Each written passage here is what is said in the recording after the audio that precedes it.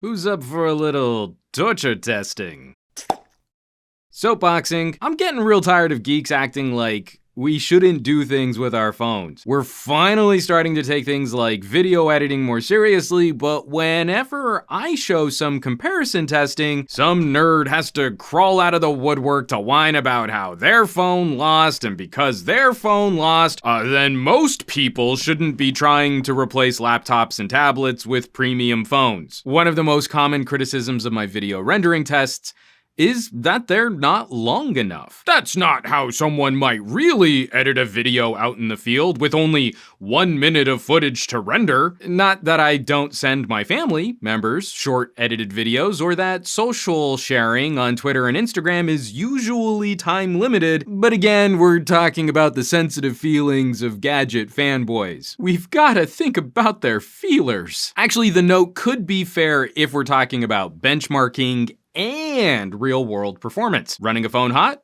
might affect performance in a longer run situation, so let's try something more brutal. What about a handbrake style video transcode of a whole movie? I have a terrific Blu-ray rip of a fish called Wanda at around 4 gigabytes, and I want to make it a bit more phone storage friendly, so let's shrink it down to 1 gigabyte. That's a 4-to-1 compression ratio. We're gonna line up 4 phones and see which phone finishes the fastest. On the table, from left to right, we've got an LG V50, a OnePlus 7T, a Pixel 4 XL, and an Asus ROG 2. It is ROG, by the way. Only filthy casuals call it ROG. It's an eclectic grouping, but the phones were chosen with purpose. The V50 has a Snapdragon 855, but uses a larger internal heat pipe to manage thermals, to get more heat out of the phone more efficiently. The V50 is currently on Android 9. The OnePlus 7T has a Snapdragon 855 Plus, which is a better binned chip than the regular 855 and represents a slight spec bump over the regular chip. It is on Android 10, but there is no thermal hardware on the OnePlus to manage internal temps. The Pixel 4 XL uses a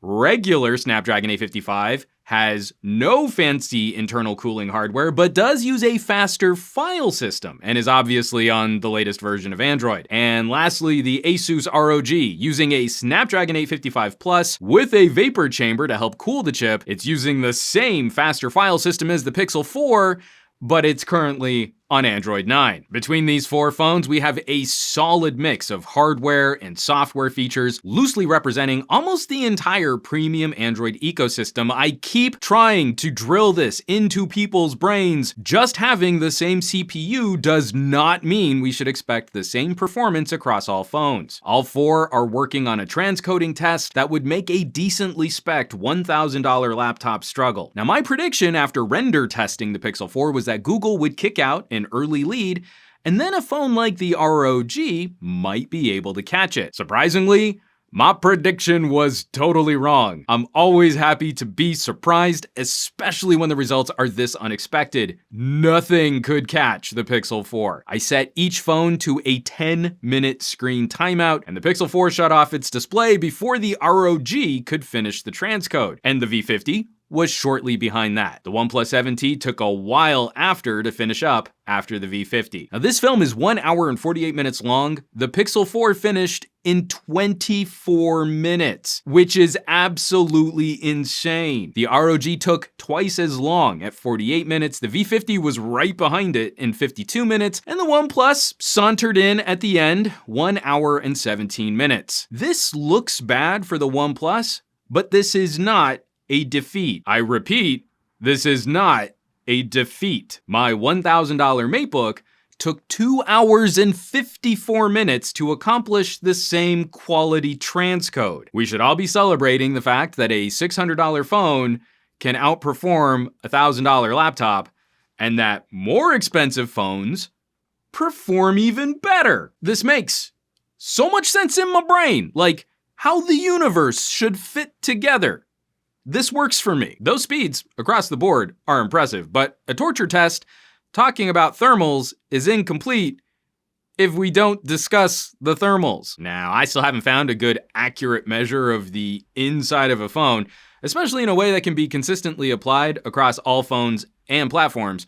So what I'm doing is kind of a cop-out, but we will need to compare external case temperatures. Now, running my little laser thermometer all over the front and back of each phone, pew pew, while they're doing the test, the V50 ran the coolest at a peak external case temperature of 27 degrees Celsius. The ROG stayed right behind it at a peak temperature of 29 degrees. The OnePlus strayed just a touch warmer at 30 degrees, and the Pixel 4 led the pack with a peak external case temperature of 41 degrees Celsius. Okay, so finding the hottest part of a phone case is far from scientific. We should automatically consider at least a 2 to 3 degree margin of error. But even in the best case scenario, the Pixel 4 ran about 10 degrees warmer than the V50. Pushing phones this aggressively, what we don't know yet, would it be better to run 10 degrees warmer for half the time, or run 10 degrees cooler for twice as long? I don't know of any long-term testing that can guide us there. Now, what's the best way to maximize performance with a minimum of wear on the battery and the chipset? My personal hypothesis would be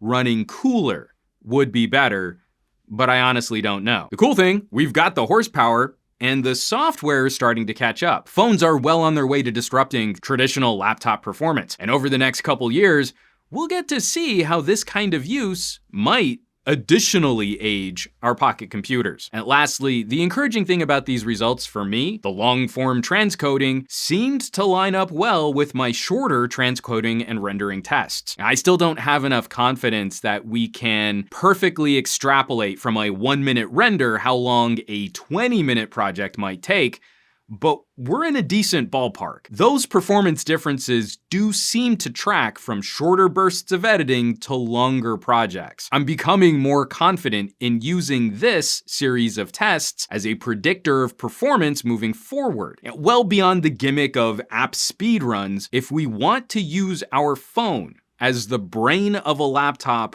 or even a desktop computer, it needs to be able to handle heavier workloads. Setting the phone to one task and knowing it can complete that task without any significant compromises over a traditional laptop or desktop.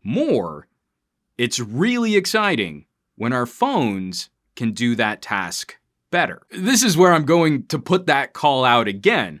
What other tests can we perform? Drop some comments down below.